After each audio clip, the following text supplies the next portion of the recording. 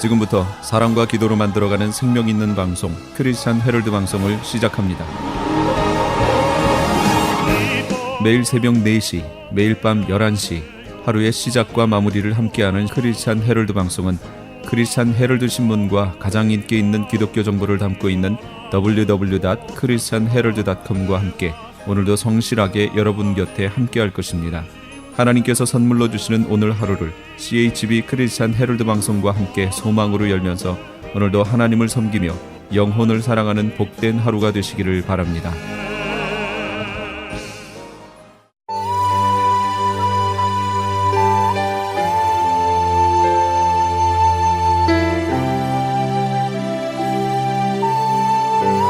이 새벽을 주님과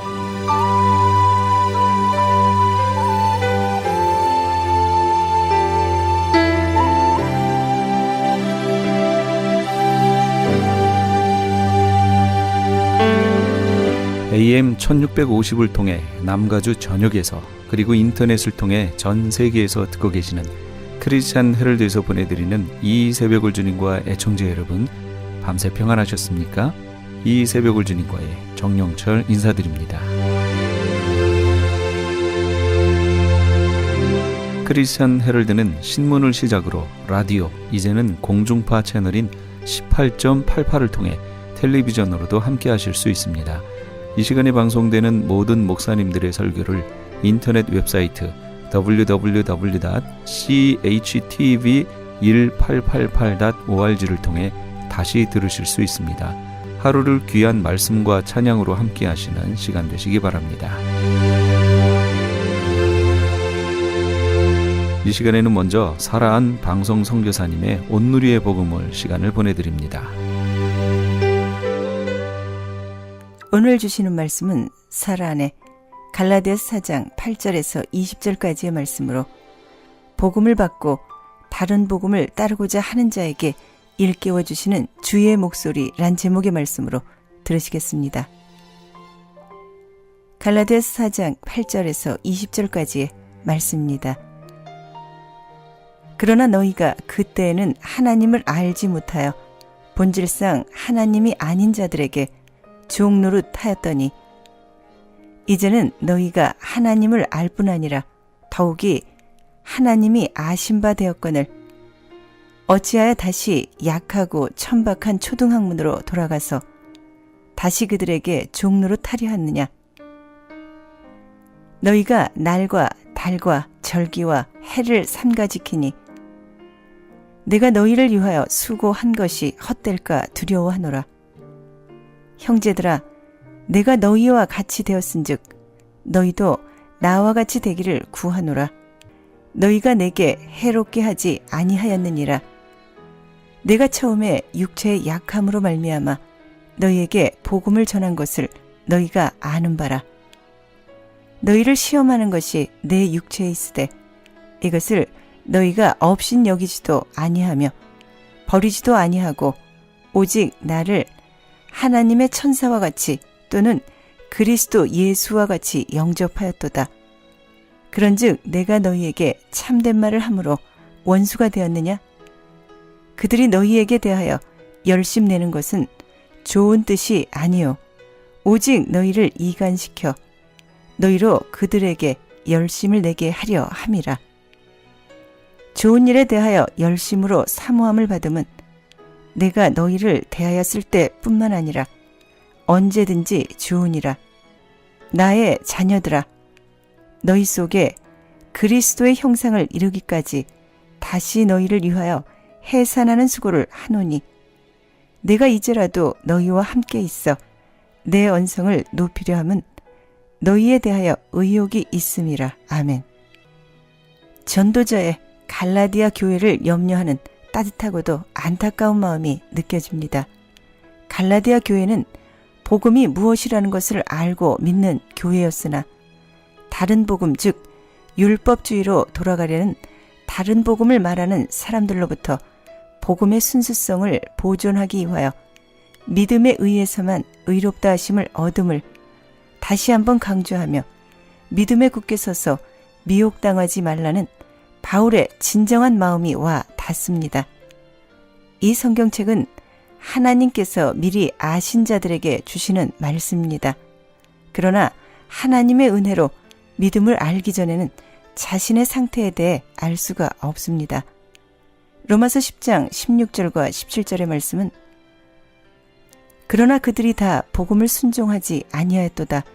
이사야가 이르되 주여 우리가 전한 것을 누가 믿었나이까 하였으니 그러므로 믿음은 들음에서 나며 들음은 그리스도의 말씀으로 말미암느니라. 아멘.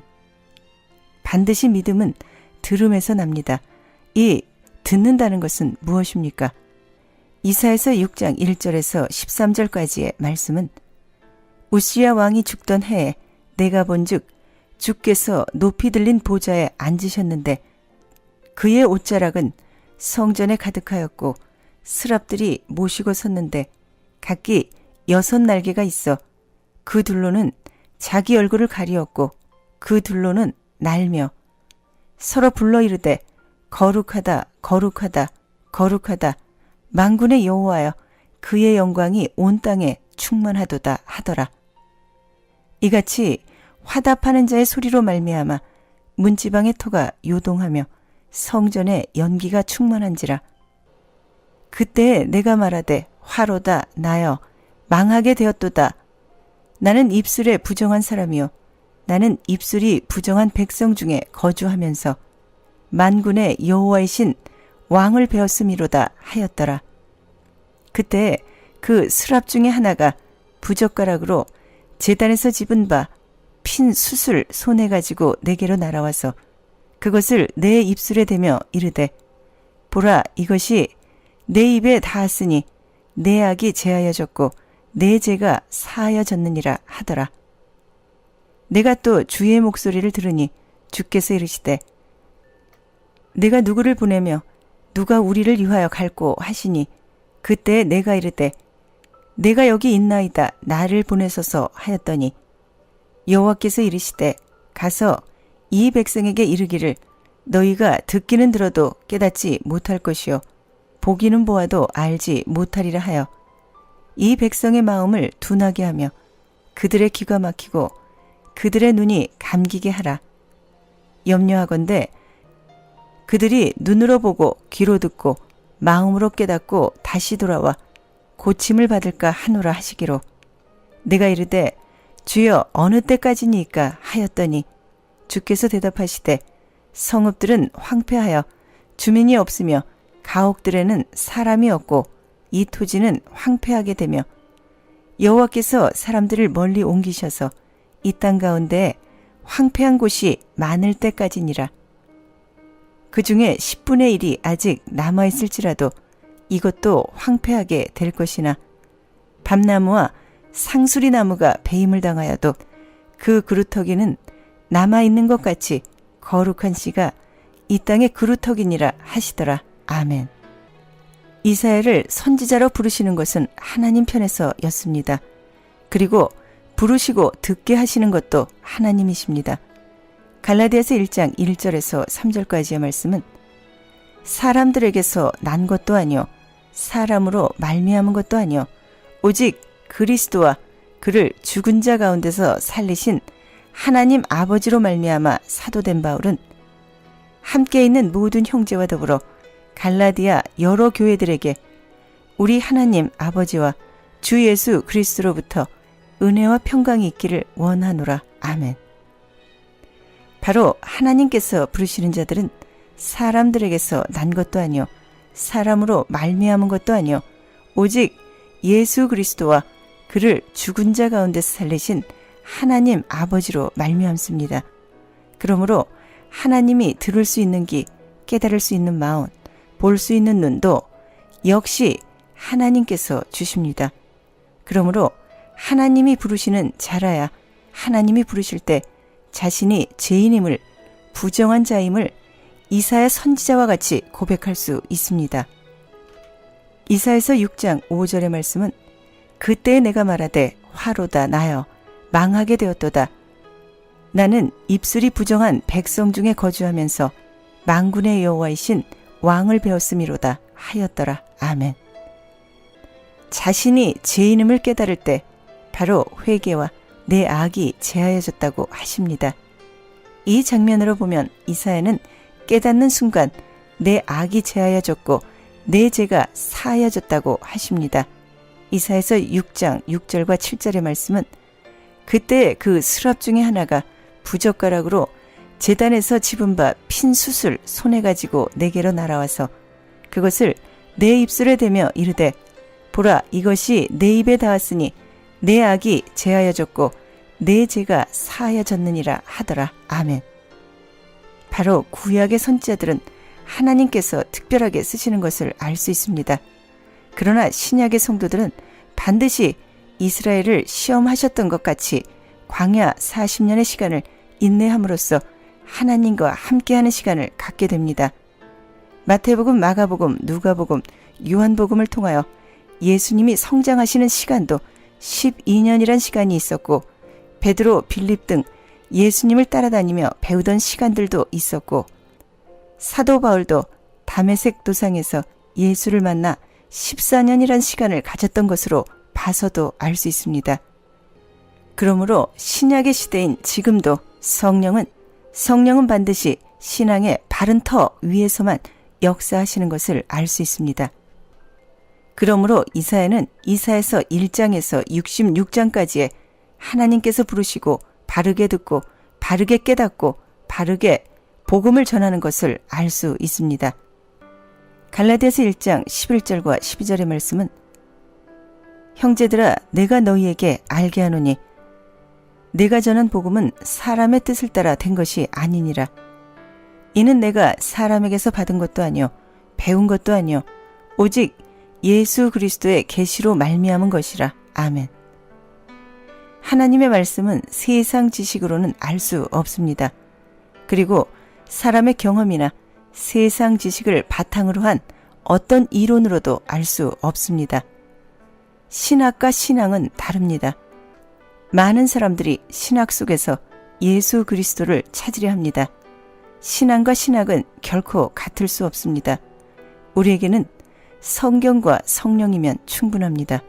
모든 성경은 예수 그리스도가 하나님의 아들이시며 구원자임을 충분하게 증거합니다.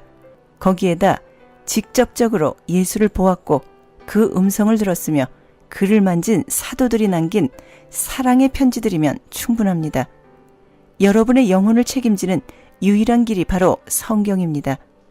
그 중에 복음서를 통해서 말씀하신 예수 그리스도의 말씀만이 유일한 복음이며 진리이며 구원의 근거입니다. 그 복음을 우리에게 가장 정확하게 전달한 사람들이 사도들이며 예수 그리스도가 우리의 선생 되십니다. 이들은 모두가 성령의 영감으로 하나님의 감동으로 모든 그리스도를 믿는 성도들에게 예수를 믿는 성도들을 위하여 온 힘을 다하여서 십자가에 매달려 죽으시고 3일 만에 다시 살아나시고 부활하신 예수가 그리스도라고 전파한 것입니다. 지금의 시대에도 예수 그리스도는 하나인데 많은 교리와 많은 교파가 존재합니다. 바로 갈라디아서 교회와 같이 이단과 사이비의 다른 복음이 존재하고 있습니다. 그러나 믿는 것은 부르심을 받고 거룩하여진 성도는 선지자와 사도들과 예수가 전한 복음의 터 위에서 주는 그리스도시요 하나님의 아들임을 깨닫고 고백하는 자들입니다. 그러나 그리스도의 초보에는 아직도 육체로 거하는 성도들도 있습니다. 아마도 이 갈라디아서는 그리스도 안에서 육체로 거하거나 아니면 믿음이 흔들리는 자들일 것입니다. 바울은 단호하게 말씀하십니다. 갈라디아서 1장 6절과 7절의 말씀은 그리스도의 은혜로 너희를 부르신 이를 이같이 속히 떠나 다른 복음을 따르는 것을 내가 이상하게 여기노라. 다른 복음은 없나니 다른 어떤 사람들이 너희를 교란하여 그리스도의 복음을 변하게 하려 함이라. 아멘. 예수님이 우리 죄를 대속하여 십자가에 달려 죽으셨기 때문에 갈라디아서 1장 4절의 말씀은 그리스도께서 하나님 곧 우리 아버지의 뜻을 따라 이 악한 세대에서 우리를 건지시려고 우리 죄를 대속하기 위하여 자기 몸을 주셨으니 아멘. 바로 복음은 이 말씀을 깨닫는 것입니다. 고린도전서 1장 30절의 말씀은 너희는 하나님으로부터 나서 그리스도 예수 안에 있고 예수는 하나님으로부터 나와서 우리에게 지혜와 의로움과 거룩함과 구원함이 되셨으니 아멘. 예수님은 바리새인들과 같은 자들 그리고 서기관들과 같은 자들은 지금의 이 시대에도 구분하라고 말씀하십니다. 이 소경이 소경을 인도하는 대로 따르다가는 생명을 잃는 것입니다. 그들은 천국문을 닫고 교인 한 사람 어렵게 얻어 자신들보다 배나 지옥 자식으로 만든다고 주님께서는 책망하십니다. 잘못된 지도자가 잘못된 교인을 양성하는 데에서도 바울은 내가 그리스도를 본받는 자가 된 것 같이 너희는 나를 본받는 자가 되라고 고린도전서 11장 1절에서 말씀하십니다. 예수 그리스도 안에서 그리스도의 초보자인 신자들은 빨리 돌아와야 합니다. 성도들의 신앙의 운명은 예수 그리스도를 만나는 데 있습니다. 부패한 지도자들은 교인들의 삶을 누력질하고 있습니다. 골로새서 2장 8절의 말씀은 누가 철학과 헛된 속임수로 너희를 사로잡을까 주의하라. 이것은 사람의 전통과 세상의 초등학문을 따르며 그리스도를 따름이 아니니라. 아멘. 지금의 많은 교인들도 세상 지식에 유식하고 학벌 좋은 목회자들을 많이 따르는 것을 봅니다. 베드로는 세상 학문이 없었던 평범한 사람이었고 사도 바울은 우리가 흉내조차 낼 수 없었던 바리새인들의 율법과 그것을 지키던 자였으나 예수 그리스도를 만나고 예수 그리스도가 아닌 것은 배설물로 여긴다고 하셨습니다. 이 말씀의 참뜻은 오직 성경 66권을 통하여 길이요 진리요 생명이신 예수 그리스도를 만나는 연단의 과정이나 또는 예수 그리스도를 만나야 복음으로 나은 디모데처럼 말씀을 전하며 진리의 터 위에 굳건해질 수 있습니다. 그럼 왜 이런 다른 복음에 마음이 끌리는 것일까요? 그것은 내 안에 있는 자신의 소견에 옳은 대로 행하는 바로 육신을 따르기 때문입니다.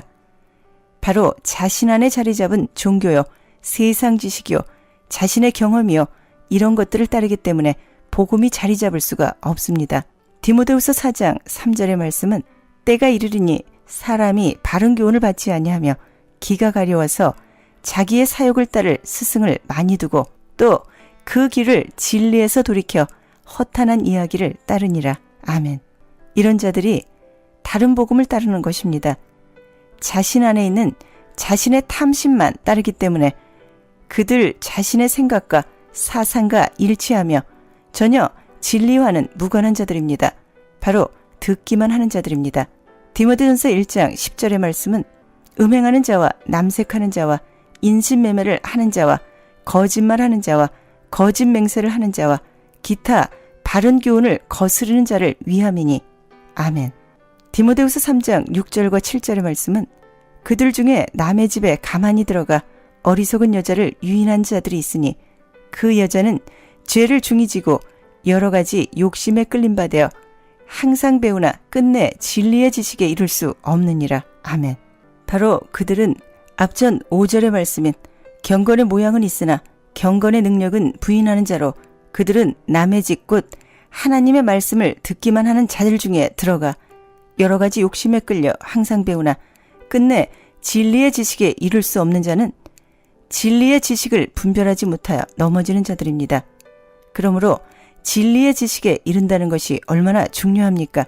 바로 이런 사람들이 다른 복음에 미혹될 수 있다는 것입니다. 갈라디아서 4장 17절의 말씀은 그들이 너희에게 대하여 열심 내는 것은 좋은 뜻이 아니요 오직 너희를 이간시켜 너희로 그들에게 대하여 열심을 내게 하려 함이라. 아멘. 바로 다른 복음을 전하는 자들의 목적은 하나님 자녀를 이간시켜 너희로 그들에게 대하여 열심을 내게 하려 함은 곧 사람의 종을 만들려고 하는 것입니다. 부르심을 받고 거룩하여진 성도는 누구의 종입니까? 바로 예수 그리스도의 제자여 예수 그리스도의 종입니다. 곧 사람의 종을 만든다는 것은 사탄의 종을 만들어 버린다는 것입니다. 오늘 이 갈라디아서 1장에서 6장까지의 말씀을 우리의 선생 되신 예수 그리스도의 가르침을 받아 복음과 다른 복음을 구별할 수 있는 지혜를 구하시길 기도드립니다. 오늘의 복음을 듣는 성도분들은 한 분도 여러 가지 욕심에 끌림받아 항상 배우나 진리에 이룰 수 없는 불행한 분이 계시지 않기를 예수 그리스도 이름으로 기도드립니다. 아멘. 바로 갈라디아서 4장 19절의 말씀인 나의 자녀들아 너희 속에 그리스도의 형상을 이루기까지 다시 너희를 위하여 해산하는 수고를 하노니. 아멘. 바로 선지자와 예수와 사도들이 전한 이 성경 66권이 부르심을 받고 거룩하여진 성도들 속에서 그리스도의 형상을 이룰 수 있게 예수님의 인도하심을 받으십시오. 갈라디아서 4장 13절과 14절의 말씀은 내가 처음에 육체의 약함으로 말미암아 너희에게 복음을 전한 것을 너희가 아는 바라. 너희를 시험하는 것이 내 육체에 있으되 이것을 너희가 업신여기지도 아니하며 버리지도 아니하고 오직 나를 하나님의 천사와 같이 또는 그리스도 예수와 같이 영접하였도다. 아멘. 바로 갈라디아 교인들이 바울의 육신적인 화려함으로 눈으로 보여지는 것으로 판단하지 아니하고 오직 예수 그리스도 안에서 복음을 전하는 참된 말을 알아들었다는 것입니다. 그러나 지금의 시대는 어떻습니까?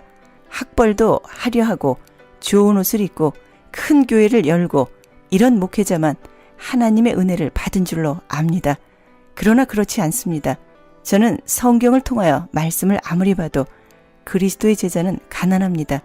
왜냐하면 세상의 열매인 돈이 많다면 성령 인도를 받을 필요가 별로 없습니다. 스스로 얼마든지 할 수 있습니다. 예수님의 사역이나 사도들의 사역을 상고해 보시기 바랍니다. 내 의지, 내 마음대로 사역을 하는 것이 아니라 오직 진리의 영으로 인도함을 받아 성령의 인도함이 있어야 사역이 가능하기 때문입니다. 저는 가난합니다. 그러나 부자 되기 원치 않습니다. 배불러서 하나님을 모른다 할지 모르기 때문입니다. 그러나 이 모든 것이 하나님의 은혜임을 깨닫고 오직 아름다운 이름인 예수 그리스도가 나의 주임을 고백합니다. 여러분들에게도 동일한 은혜가 임할 줄을 확신하며 다른 복음은 우리에게 없습니다. 오직 선지자와 사도들과 예수가 전한 바른 복음의 터 위에 서시길 예수 그리스도 이름으로 기도드립니다. 아멘.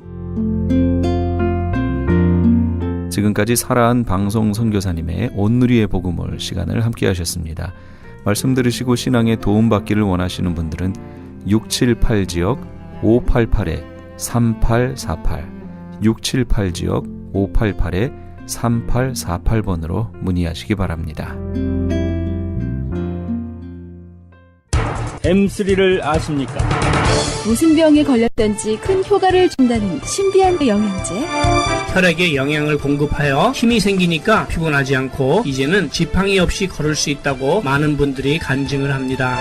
혈액 해독, 기력 회복, 뼈 골수 영양 공급, 심장, 뇌, 혈전 용해. 유태인 회사가 제조한 특수 영양제. M3, 혈액 순환을 잘 되게 하는 최고급 영양제. M3, 크던 작던 아픈 곳이 있다면 M3.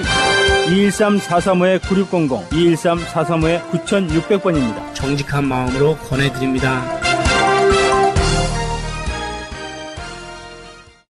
아니 당신 미장원 다녀왔어? 헤어스타일이 확 바뀌었네. 홈쇼핑 월드 차홍 고데기로 마술을 부렸지. 홈쇼핑 월드 차홍 고데기. 차홍 허니앤비 샴푸로 머리 감으면서 차홍 헤어두피 마사지를 쓰면 머릿결이 너무너무 부드러워지고 한 움큼씩 빠지던 머리카락도 눈에 띄게 덜 빠져. 차홍 고데기 너무 좋아. 그럼 그 웨이브 머리도 당연하죠. 3, 4분이면 이렇게 풍성한 웨이브 머리를 만들 수 있다고요. 너무 이쁘다. 어디서 샀어? 홈쇼핑 월드. 가격 만족, 품질 만족, 행복한 쇼핑. 활가와 웨스턴 홈쇼핑 월드. 미국 최초 서든 캘리포니아 세미너리 상담심리학 석사와 결혼가족 치료사 상담심리학 박사 한국어 과정. 캘리포니아 심리학협회가 인정한 서든 캘리포니아 세미너리. 과정 수료 시 캘리포니아 면허 시험 응시 자격이 부여되며 면허 취득 시 직접 클리닉도 오픈하실 수 있습니다. 저렴한 학비, 다양한 장학금으로 학비 걱정도 끝. 한국어로 편하게 배우는 심리학 석박사 과정. 서든 캘리포니아 세미너리 323-529-3339 323-529-3339.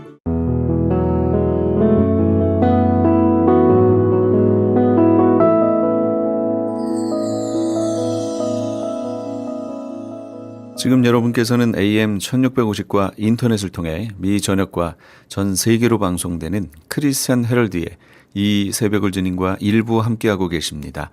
방송 시간과 설교 편성표는 크리스찬 헤럴드 신문 주간 편성표나 홈페이지chtv1888.org에서 확인하실 수 있습니다. 계속해서 한빛 장로교회 김사무엘 목사님께서 요한복음 8장 31절에서 36절까지의 말씀을 본문으로 너희를 자유하게 하리라 란 제목의 하나님의 말씀 전해주시겠습니다. 불꽃놀이 소리를 그만 착각했던 것입니다. 착각도 자유지. 이럴 때는 우리가 웃어야 합니까? 울어야 합니까? 오늘 본문에는요, 이런 웃지 못할 일이 있는 거예요. 한번 따라 하시기 바랍니다. 진리를 알지니 진리가 너희를 자유롭게 하리라. 이번에 제가 33절을 읽습니다. 그들이 대답하되 우리가 아브라함의 자손이라 남의 종이 된 적이 없거늘 어찌하여 우리가 자유롭게 되리라 하느냐. 유대인들은 우리는 자유인이라고, 우리는 남의 종이 된 적이 없다고 얘기를 하는데, 그런 그들에게 우리 주님이 이렇게 얘기합니다. 내가 너희를 자유롭게 하리라. 주님의 이 말씀대로라면은 유대인들은 지금 착각하고 있는 거예요. 착각에 빠져 있는 거예요. 자기들이 자유인이라고 생각하지만은 그것은 착각이라는 것입니다. 우리가 지난주에는 6.25 기념이라고 하긴 어렵고, 어쨌든 우리나라를 6.25 사회변에서 지켜주신 하나님께 감사 예배를 드렸고요. 오늘 이렇게 4th of July 또 이렇게 미국 독립기념일을 맞이해서 우리 이 자유에 대한 생각을, 이야기를 한번 해보고자 합니다. 오늘은 과연 우리로 하여금 이 이스라엘 백성들이, 유대인들이 착각하는 것처럼 우리는 자유인인데, 우리는 예수 그리스도를 믿음으로 말미암아 이미 자유롭게 되는데 무엇이 우리가 자유를 누리지 못하게 우리를 붙잡고 있는가 하는 것에 대해서 살펴보며 은혜를 나누도록 하겠습니다. 첫 번째가 욕심이에요. 욕심. 한 사람이 아주 복잡한 시장 안에 있는 금은방 진열장에 놓여 있는 커다란 금두꺼비를 팔짱을 끼고 쳐다보고 있습니다. 그러더니 옆에 있는 벽돌을 짚더니 그 진열장을 깨버리고서는 그 금두꺼비를 들고 뛰기 시작을 합니다. 그러니까 뭐 주인이 저놈 잡아라, 도둑이야 그랬죠. 주인이 쫓아갑니다. 많은 사람들이 뒤를 쫓아갑니다. 근데 이 사람이 얼마나 빠른지 그 복잡한 시장을 싹 빠져나갑니다. 그러다 큰 길을 만나는데 이 사람이 자동차가 오는 것도 상관없어요. 그냥 막 자동차 건넙니다. 막 건넙니다. 그때 자동차가 오히려 이 사람을 피하다가 그만 이리 충돌하고 저리 충돌해서 7대의 자동차가 대파되게 됩니다. 한 사람은 큰 부상을 입었고 또 4명은 또 찰과상을 입었습니다. 그 중에 한 사람은 생명까지 위독하다고 했습니다.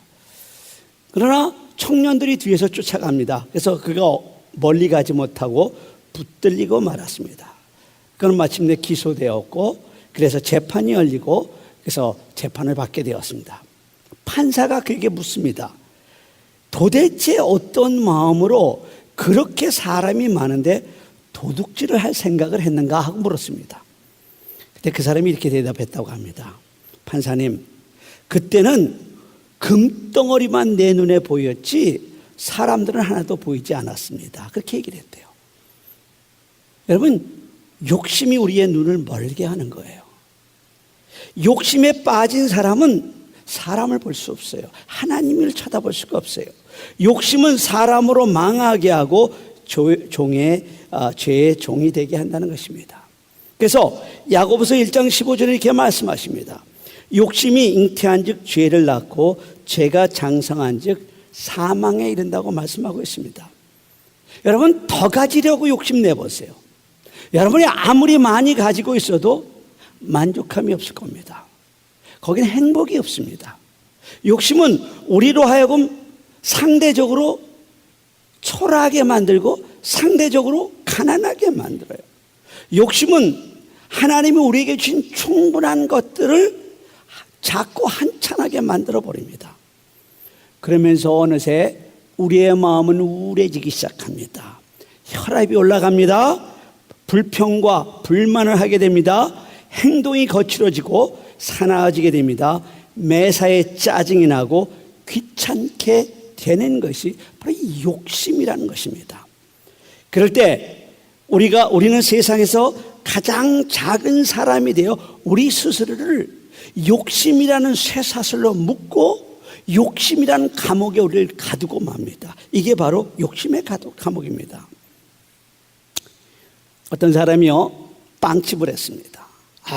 근데 그 집 빵은 얼마나 맛있는데 특별히 이 냄새가 너무너무 좋은 거예요.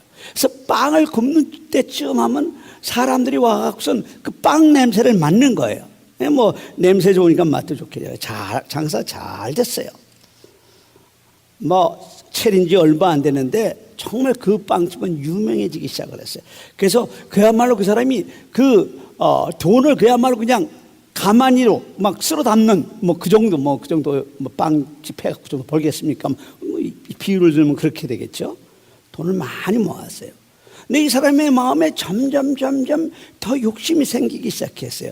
그러면서 자기 옆집 사람이 자기 집에 그 빵 냄새, 빵 굽는 냄새를 즐기고 있다는 것을 알게 되었어요.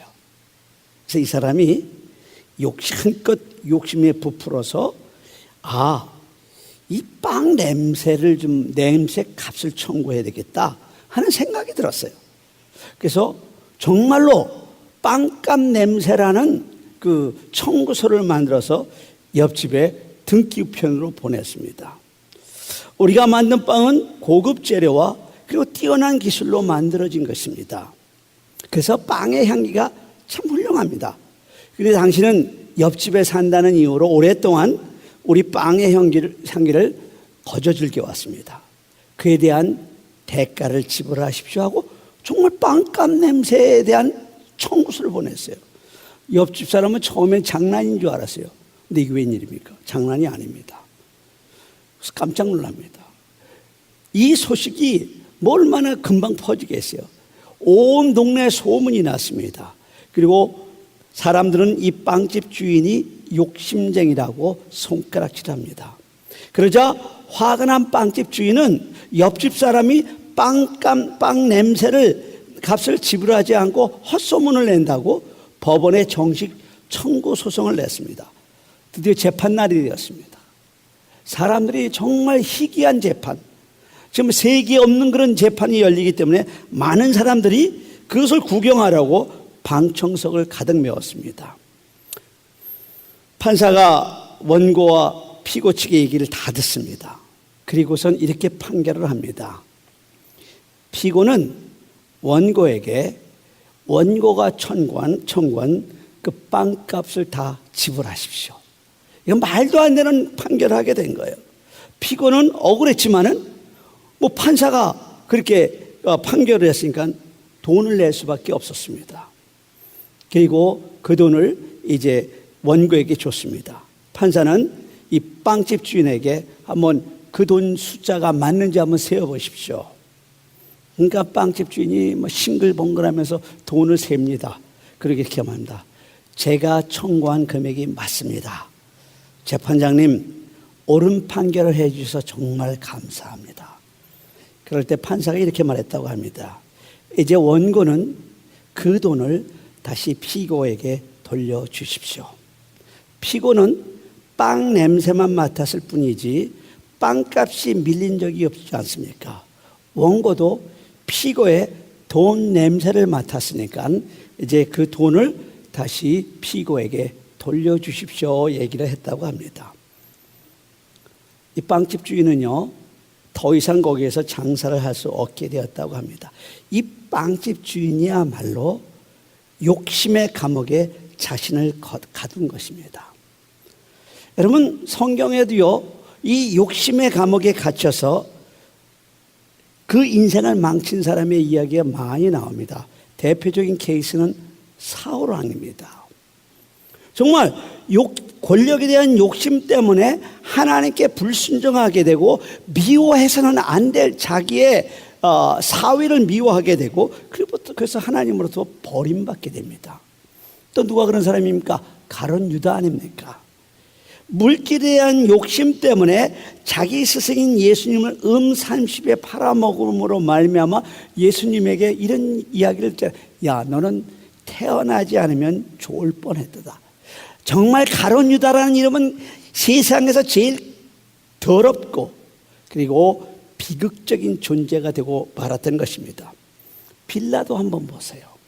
자기의 명예에 대한 욕심 때문에 죄 없는 예수 그리스도를 십자가에 죽도록 넘겨줌으로 말미암아 오늘 이 아침에도 2000년이 지난 이 아침에도 빌라도에게 고난을 받으사 그 더러운 이름으로 불려지고 있지 않습니까?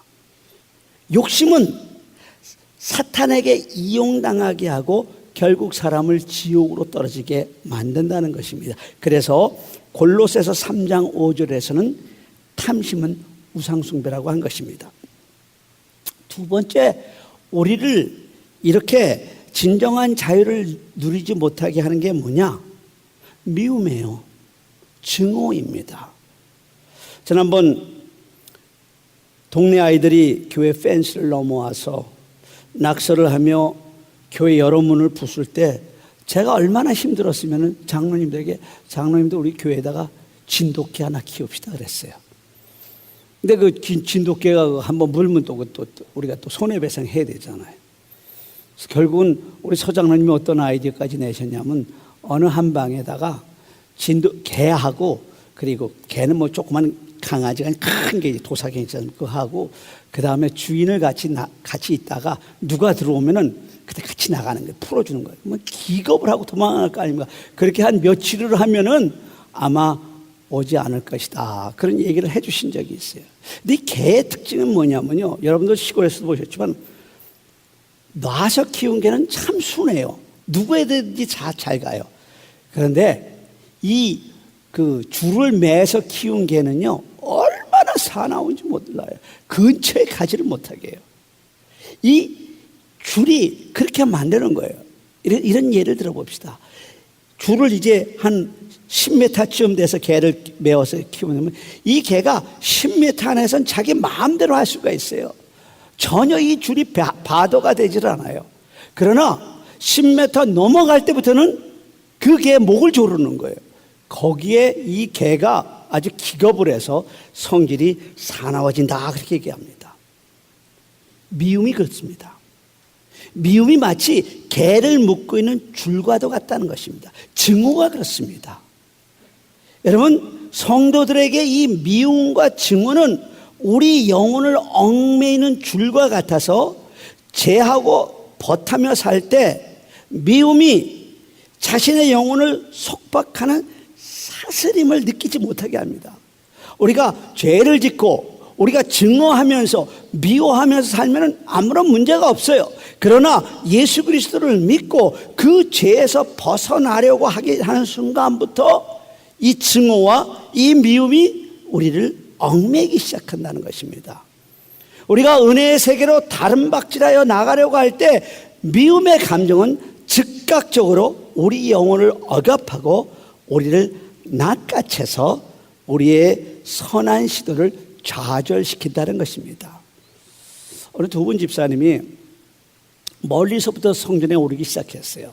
아이가 셋이나 해서 고만고만 애들 셋이나 있는데 늘 아이들 준비하다 보니까는 꼭 예배가 시작하고 난 다음에 이제 저 뒷자리에 오는 겁니다. 아이들은 물론 주일학교 방에 놓아가겠죠. 목사님이 그 집사님 내일을 부르십니다.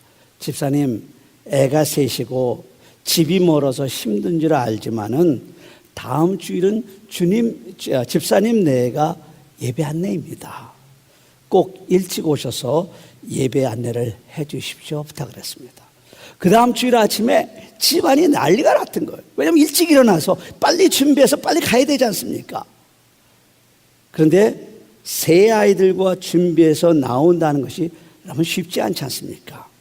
근데 그날은 남편이 보기에는 문제는 세 아이가 아니라 자기 아내와 같은 거예요. 세 아이들이 이미 차에 타서 기다리고 있는데 이 아이들 준비를 다 해주고 이제 막 화장을 시작한 그 부인이 안 나오는 거예요. 크락션을 빵빵빵빵빵 빨리 나와 빨리 나와 소리를 지릅니다. 아내가 루즈를 바르려고 하다가 그 남편의 성질이 죄송합니다 지랄 같거든요. 아주 성격이 아주 급하거든요.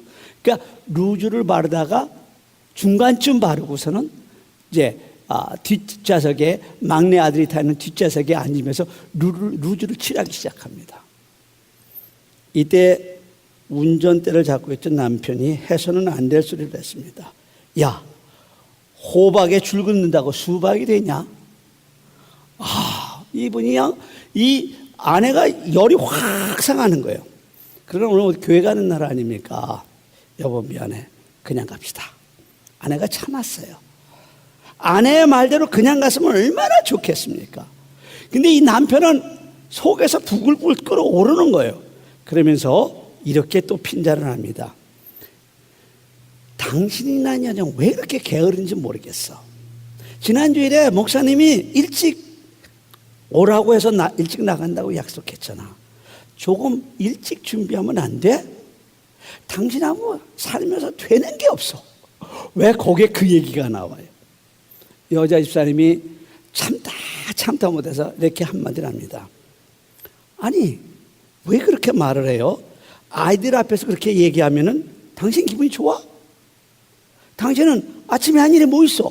나는 애들 하나 다 목욕시키고 준비시키고 밥 먹이고 옷 입히고 그리고 바빠서는 화장도 못했잖아. 당신 구두까지 닦아줬잖아. 내가 설거지 하다가 당신이 너무 재촉하고 그래서 난 샤워도 하지 못하고 고양이 세수를 하고 립스틱도 바르다가 나와서 반밖에 못 바른 거 보이지도 않아? 이 남편 성질이 아주 대단한 사람입니다. 그가 또 이렇게 얘기를 합니다. 아니 지금 뭐라고 하는 거야? 미련한 게 입은 살아가지고 미련한 게 입을 닫고 있으면 좋을 텐데 나불거리고 있어. 이게 말이 안 되는 소리 있죠. 말해서는. 그러면서 그냥 화가 나니까 이제 뒤에 앉아있는 아내를 본다고 뒤로 탁 제치다가 그냥 아내가 막 이런데 그냥 탁 하고서는 아내의 뺨을 건드리게 됐어요. 물론 때리려고 그랬던 게 아니라 탁 뒤로 하는데 그냥 아내는 남편에게 대들다가 그냥 뺨을 맞는 그런 격이 됐어요. 이쯤 되니까 아내가 견디지를 못하고서는 그래 나도 참을 만큼 참았다. 나같이 미련한 여자 말고 젊은 여자, 지혜로운 여자랑 한번 살아봐. 소리를 지르면서 달리는 차에서 내립니다. 그러니까 남편이 깜짝 놀라서 너 미쳤어 하면서 급하게 차를 갓길로 세우는데 옆에서 오던 차가 그 차를 꽉 부딪힙니다. 왜 이래야 하느냐는 거예요. 왜 이래야 하는 거예요. 금 두꺼비를 가지고 달아나다 일어난 사고가 아니지 않습니까? 강도질을 하다 일어난 사고가 아니지 않습니까? 주일날 부부가 아이들을 데리고 안내 봉사를 한다고 교회 일찍 올라온다고 난리 구석을 떨다가 일어난 이 사건. 왜 이렇게 살아야 하느냐는 것입니다. 그것은 그동안 가슴에 쌓였던 미움과 증오 때문입니다. 내외지간에 사랑을 잃어버렸기 때문에 그렇습니다. 이 시간 우리 스스로가 한번 생각해 보십시다. 내 안에는 사랑이 있는가? 내 안에는 내 남편을 향한 사랑이, 내 남편을 향한 그 존경심이, 남편은 내 아내를 내가 사랑하는가? 정말 내 아내가 한없이 귀하고 소중한가? 스스로 자문해 보자는 거죠. 여러분, 마음속에 미움과 증오를 끌어안고 사는 사람들이요, 얼마나 힘들까요? 소 하나 제대로 시키고 살아가고 있습니까? 일이 손에 잡힙니까? 이 자리에서 예배 드리면서 이 예배가 하나님 앞에 상달되겠습니까? 여러분, 이 미움과 증오는요, 우리의 삶을 순식간에 멸망시킵니다. 그런 사람은 정신에도 문제가 있어요. 인격 장애자가 되는 거예요. 우리로 하여금 참 자유를 누리지 못하게 하고 우리를 붙잡아 매고 있는 이 미움과 이 증오의 사슬을 끊지 않고는 행복해질 수가 없어요. 여러분, 성경에서는 정말 여러 차례 내가 너희를 사랑하는 것처럼 서로 사랑하라고 말씀하십니다. 그런데 가만히 생각해 보세요. 이 사랑하라고 우리 주님이 말씀하시는 것은 내가 증오하고 내가 미워하는 사람을 위해서 준 말씀인가? 아니면 내가 그 사람을 미워하기 때문에 내 마음이 편안하지 못해서 나를 위해 주신 하나님의 말씀인가 한번 생각해 보세요. 저는 후자라고 생각을 합니다. 하나님이 내가 너희를 사랑한 것처럼 너희도 사랑하라고 한 것은 바로 나 자신을 위해서 주신 하나님의 명령이라는 것입니다. 마지막으로 우리에게 있는 이 풍성한 자유, 미국이라는 나라 얼마나 많은 자유가 있습니까?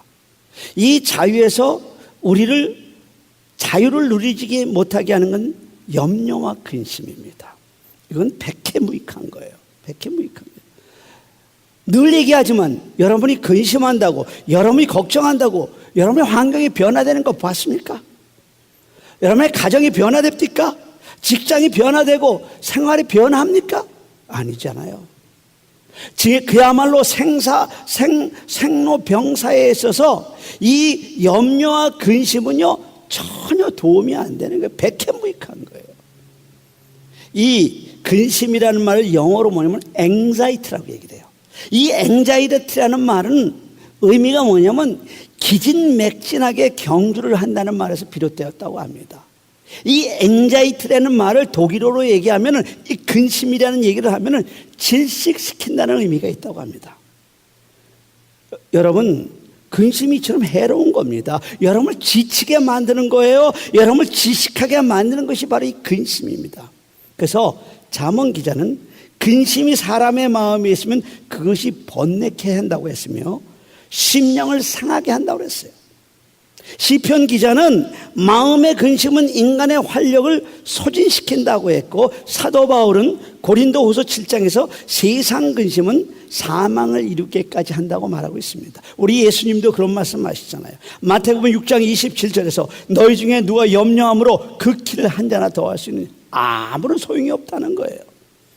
염려와 근심은 우리 삶에 아무런 도움이 되지 않는다는 겁니다. 백해무익하다는 것입니다. 한 연구기관 조사에 의하면요, 사람들이 근심하고 걱정한 일을 분석을 해봤어요. 근데 40%는요 실제로 일어나지 않은 일에 대해서 먼저 근심하고 걱정하는 거예요. 그러니까 우리 인생을 살면서 내가 지금 걱정하고 문제 중에 40%는 전혀 일어나지 않을 일이라는 겁니다. 그중에 30%는요 또요 지나간 일에 대한 걱정이랍니다. 지나간 일을 가지고선 또 오늘 걱정하는 게 30%래요. 22%는요 그야말로 별로 소중하지 않은, 별로 중요하지 않은 일에 대한 걱정이고요, 4%는요 일어나긴 일어나는데 일어난다 하더라도 내 힘으로는 도저히 어쩔 수 없는 불가항력적인 일이라는 거예요. 그리고 40%, 30%, 22%, 4% 하니까는 몇 퍼센트가 남냐? 4%가 남는 거예요. 4%만이 정말 우리에게 일어나는 일이며, 그것도 내가 염려한다고, 내가 근심한다고 변화되는 일이 아니더라는 것이죠. 다시 말하면 우리가 하는 그 염려, 우리가 하는 그 근심, 이 100% 다 쓸데없는 백해무익한 것이라는 것입니다. 그럼에도 불구하고 염려와 근심은 마치 우리 삶 가운데 공해 같은 거예요. 매일같이 우리가 들이마시며 우리가 그 가운데 살 수밖에 없는 거예요. 이처럼 백해무익하고 무용지물한 것인 것을 알면서도 우리는 이 근심과 걱정에 쇠사슬을 빠져나오지 못합니다. 그런 우리들을 향해서 오늘 본문 34절이 이렇게 얘기를 하십니다. 우리 한번 따라 하시기 바랍니다. 죄를 범하는 자마다 죄의 종이라. 그러니까 이제까지 얘기했던 욕심, 증오, 미움, 근심, 걱정, 이 모든 것이 뭐냐? 죄 때문이라는 것이에요. 죄의 문제만 해결되면 이것이 다 해결된다는 거예요. 우리는 죄의 종이 되었고 우리는 이 죄의 문제를 해결하지 않고는 절대로 우리가 진정한 자유를 우리가 누리지 못한다는 것이다. 문제는 어디 있냐? 죄에 있다는 거예요. 여러분, 죄에 매여 사는 사람들 보세요. 믿는 사람이라도 그래요. 감기만 걸려도요, 아이고, 내가 주일 성수를 하지 못해서 그런가 봐. 자기 죄 때문이라고 생각해요. 조그만 자동차 접촉사고만 해도 아이고, 지난달에 내가 11조를 띄어먹었는데 하나님이 자기를 저주하신다고 생각해요. 벌벌 떨면서 살아가요. 그런 사람에게 무슨 자유가 있겠습니까? 또 그런 사람들은 죄의 노예가 되었기 때문에 그 죄 가운데 살면서 죄를 반복해서 지을 수밖에 없는 것입니다. 죄에 끌려서 또 다른 죄를 짓고 그 죄에 끌려서 또 그걸 덮으려고 또 다른 죄를 짓고 그럴 수밖에 없다는 거예요. 또 죄의 영향을 받아서 우리의 성품도 파괴되고 인격도 파괴되고 거짓말쟁이가 되고 변명의 사람이 되고 불평과 원망의 사람이 된다는 것입니다. 여러분, 이게 얼마나 비참한 사실입니까? 나중에는 어떻게 생각하냐면요, 아이고 이렇게 살아서 뭐하랄까, 자기를 저주하게 된다는 거예요. 왜냐? 그래서 죄의 싹은 사망이라고 얘기를 합니다. 그러면 어떻게 하면 우리가 이 죄의 문제에서 해결되겠는가? 오늘 본문은 그것을 제시하고 있는 거예요. 오늘 본문은 그 해결책으로 우리에게 예수 그리스도를 소개하고 있는 거예요. 우리 한번 36절 같이 읽어보십시다. 우리 본문 36절입니다. 시작. 그러므로 아들이 너희를 자유롭게 하면 너희가 참으로 자유로우리다. 여러분, 그렇습니다. 우리에게 반드시 이 아들은 우리 주 예수 그리스도인데 이 예수 그리스도가 필요하다는 것입니다. 우리 주 예수 그리스도 외에는 이 세상의 그 어떤 것도 우리의 죄의 문제를 해결해 줄 수 없다는 것입니다. 예수님께서 이 땅에 오신 목적도 예수, 그 이름 자체가 저가 저의 백성의 죄에서 저희를 구원함이라 하는 그 죄의 문제를 해결해 주시기 위해서 이 땅에 오신 것 아닙니까? 예수님께서 우리 죄를 다 지시고 십자가 위에서 돌아가심으로 인해서 우리의 죄를 해결해 주셨습니다. 이것이 바로 하나님의 방법입니다. 우리는 이 하나님의 방법에 시시비비를 걸 수가 없어요. 왜냐하면 죄를 용서받은 주제에 무슨 시시비비를 걸겠습니까? 하나님의 이 의로우신 행위, 하나님의 이 사랑의 행위, 이 십자가 사건을 위한 이것을 나를 위한 사건이라고 받아들이는 것이 뭐냐? 바로 믿음이에요. 그런 믿음의 사람은 죄의 문제가 해결되고 하나님의 자녀가 되는 권세까지 받게 되고 우리는 참 자유인이 된다는 거예요. 그래서 요한복음 1장 12절에 이렇게 선언하지 않습니까? 영접하는 자 곧 그 이름을 믿는 자들에게는 하나님의 자녀가 되는 권세가 주어다. 여러분, 이 믿음이 이처럼 복된 것입니다. 믿음이 있는 여러분들은 참 복된 분들입니다. 이 하나님의 방법, 예수 그리스도의 십자가 이외에는 그 어떤 방법으로도 우리가 자유를 느낄 수가 없어요. 왜냐하면 죄의 문제를 해결하시는 방법은 없으니까요.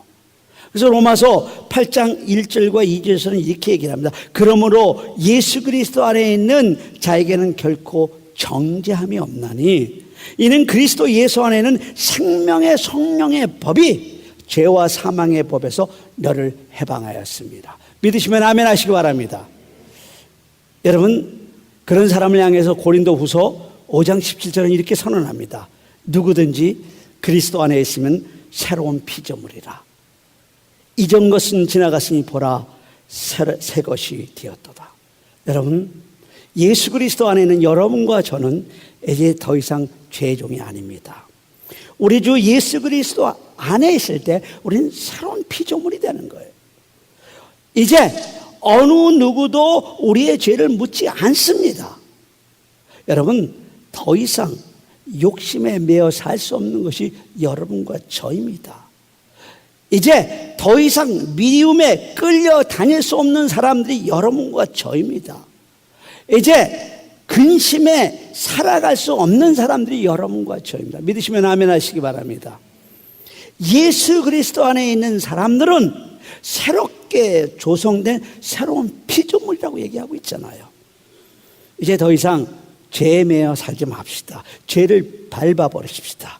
욕심과 미움, 근심의 사슬을 끊어버리십시다. 이미 그런 것들은 우리 주 예수 그리스도의 십자가로 말미암아 모두 다 해결받았습니다.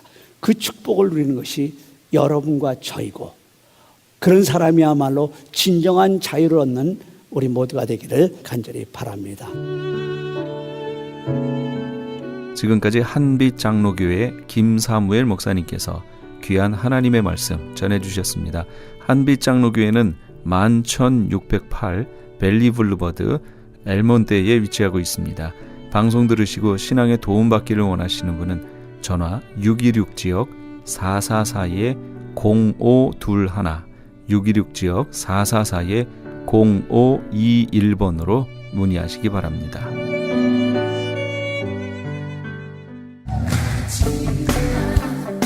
LA 한인타운에 있는 프레이즈 교회에서는 매주 주일 오후 2시에 요한계시록 2차 강해가 10월 말까지 진행됩니다.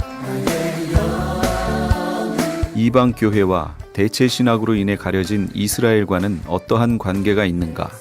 우리가 왜 이스라엘을 알아야 하는가? 이스라엘을 통해 약속하신 하나님의 시간표는 어떻게 되는가 등 말세를 사는 우리들이 지켜보고 준비해야 하는 것들이 무엇이 있는지를 함께 고민하고 나누는 시간이 될 것입니다. 요한계시록 강의를 듣기 원하시는 성도님들은 2668 웨스트 피코 블루버드 피코와 캔모어가 만나는 곳에 있는 프레이즈 교회로 오시거나 전화 213-700-9833 213-700-9833번으로 문의하시기 바랍니다.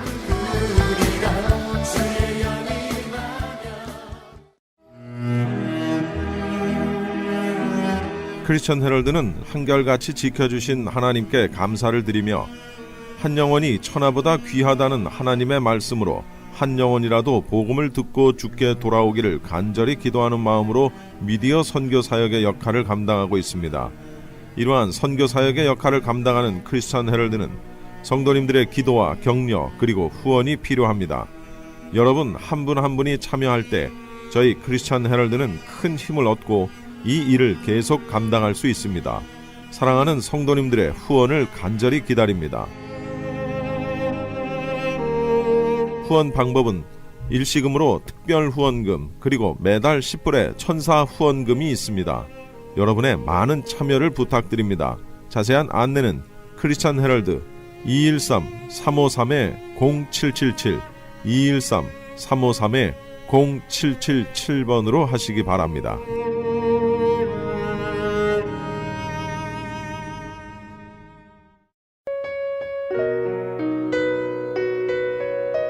태산을 넘어 험곡에 가도 함께 하시면서 이 새벽을 주님과 1부 여기서 마칩니다. 잠시 15 후에 2부에서 돌아오겠습니다.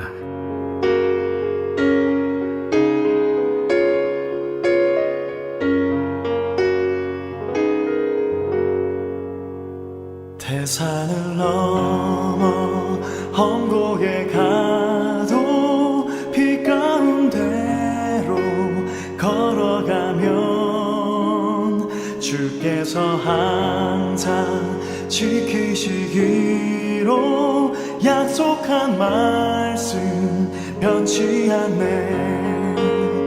하늘의 영광 하늘의 영광 나의 맘속에 차고도 넘쳐 할렐루야를 힘차게 불러 영원히 주를 찬양하리.